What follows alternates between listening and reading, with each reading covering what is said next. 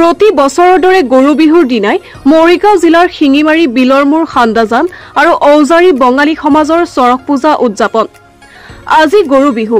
গৰু বিহুৰ দিনা অসমৰ বিভিন্ন প্ৰান্তৰ লগতে মৰিগাঁও জিলাৰ বঙালী অধ্যুষিত ঠাই বিশেষে অনুষ্ঠিত কৰিছে দুঃসাহসিক চৰক পূজা।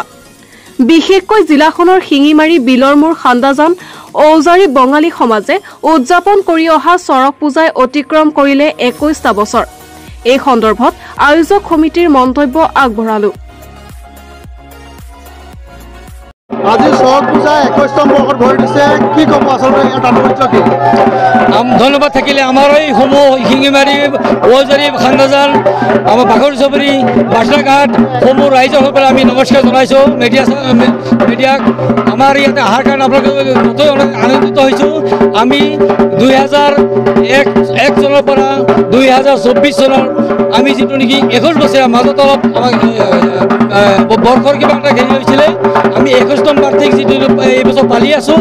তাৰ কাৰণে আমি এটাই জনাব বিচাৰিছোঁ, ভগৱান শ্ৰী শিৱক আমি এটাই অনুৰোধ কৰোঁ, আমাৰ এই অঞ্চলত যাতে কোনো ধৰণৰ অপমংগল নহয়, কোনো ডাঙৰ বেমাৰ নহয়, খেতি বাতি যাতে ভাল হয়।